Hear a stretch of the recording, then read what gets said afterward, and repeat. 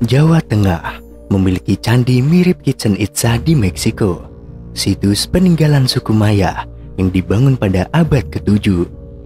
Letaknya terpencil di lereng Gunung Lawu, tepatnya di Duku Barjo, Desa Suku, Kecamatan Ngargoyoso, Kabupaten Karanganyar, atau sekitar 35 km dari Solo.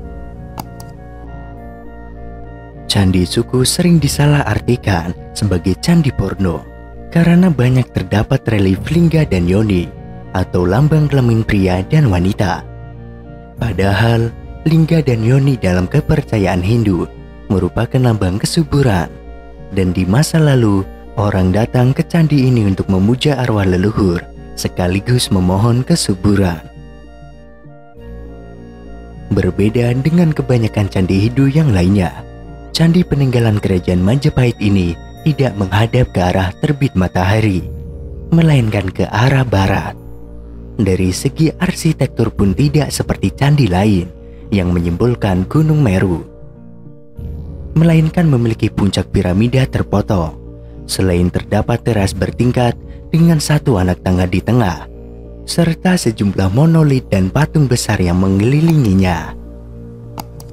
Tampilan trapesium yang sederhana pada candi suku ini menimbulkan berbagai teori. Salah satunya menyebutkan bahwa penguasa Majapahit mendirikan candi ini ketika kejayaan Hindu mulai memudar akibat masuknya Islam pada pertengahan abad ke-15. Sehingga candi sengaja kembali menggunakan desain bangunan megalitikum. Sementara teori lain menyebutkan bahwa bentuk candi suku adalah sebagian dari cerita pencarian Tirta Amerta atau air keabadian dalam kitab Adi Parwa. Parwa pertama dari kisah Mahabharata. Piramida yang terpotong melambangkan Gunung Mandarakiri yang puncaknya dipotong untuk mengaduk lautan menjadi tinta amerta yang memberikan kehidupan abadi bagi peminumnya. Dapat ditempuh dari Solo selama kurang lebih 2 jam dengan menggunakan mobil. Anda dapat melihat sisi lain kota yang kaya sejarah ini. Duduk-duduk di bangku yang dikelilingi teduhan pepohonan sambil menatap candi berbentuk unik ini dengan latar pegunungan adalah sebuah cara yang indah untuk menikmati Solo. Candi suku ini berada di lereng gunung paling mistis di tanah Jawa, yaitu Gunung Lawu. Dari kisah mistik yang dipercaya masyarakat sekitar, gunung yang masuk ke dalam Seven Summit of Java atau 7 puncak Pulau Jawa, inilah yang paling terkenal mistis hingga saat ini. Tak hanya puncak Gunung Lawu saja yang kental cerita mistisnya. Di lereng gunung yang dulunya bernama Wukir Mahendra, cerita-cerita mistis banyak ditemui. Salah satunya situs peninggalan zaman purbakala yang terletak di kaki lereng Gunung Lawu, Candi Suku. Candi Suku, sepintas bangunan ini tak hanya mirip dengan candi milik suku yang meramalkan kiamat.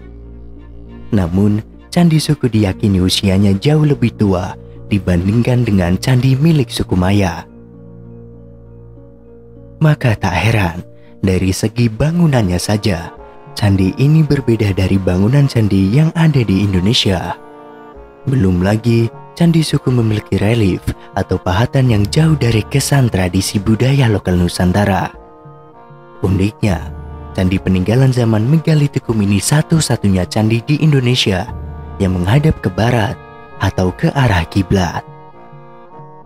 Menurut seorang pemerhati Gunung Lawu yang sangat mengerti tentang seluk-beluk Gunung Lawu, Joko Sunarto menyebutkan, menurut pakem tradisi, candi agama Hindu lainnya yang digunakan sebagai tempat persembahyangan seharusnya Candi Suku menghadap ke timur, yakni ke arah terbitnya matahari. Namun nyatanya, candi ini justru menghadap ke arah barat. Mengapa begitu?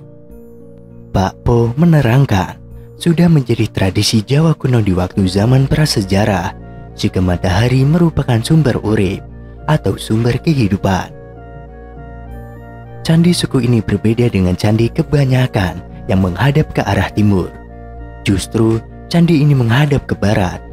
Jadi untuk memasuki candi suku, orang menuju ke arah timur, tempat terbitnya matahari. Katanya, menurut pria berambut panjang yang akrab dipanggil Mbapo ini menerangkan, salah jika menyebut candi suku yang terletak di Duku Bajo, Desa Suku, Kecamatan Ngargoyoso, Kabupaten Karanganyar ini sebagai candi porno. Hanya karena banyak relief yang menggambarkan sesuatu yang pribadi, seperti bentuk lingga dan yoni, yang menggambarkan kelamin laki-laki dan perempuan. Sebenarnya, candi suku bukan candi porno, tapi itu satu pembelajaran. Purwa Madya Wusana, yakni asal muasal kita ada. Jika di India punya Kama Sutra, kalau di Jawa punya Centini, ungkapnya. Jadi, candi suku adalah candi yang menonjolkan lingga dan yoni, yakni penggambaran laki-laki dan perempuan. Jadi di candi itu asal muasal manusia ada, digambarkan dalam relief yang ada di candi suku.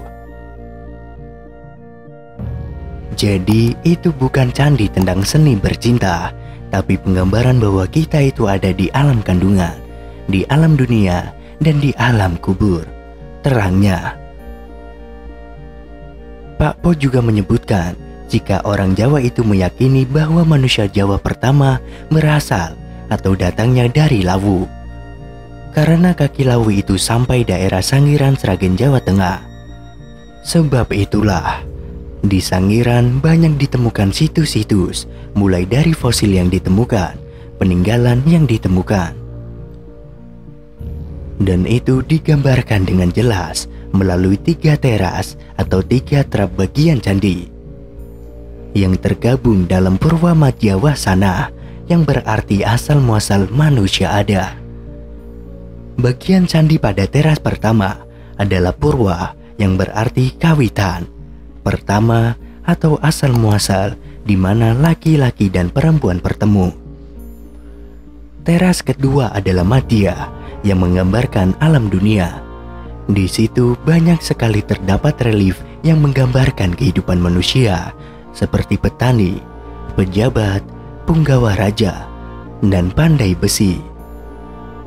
Lalu di teras yang ketiga, atau teras teratas candi suku ini, adalah yang menggambarkan pada akhirnya manusia kembali pada yang kuasa. Itu sedikit gambaran tersembunyi di candi suku. Di balik itu semua, masih ada misteri-misteri yang lainnya yang hingga kini masih tetap diyakini ada.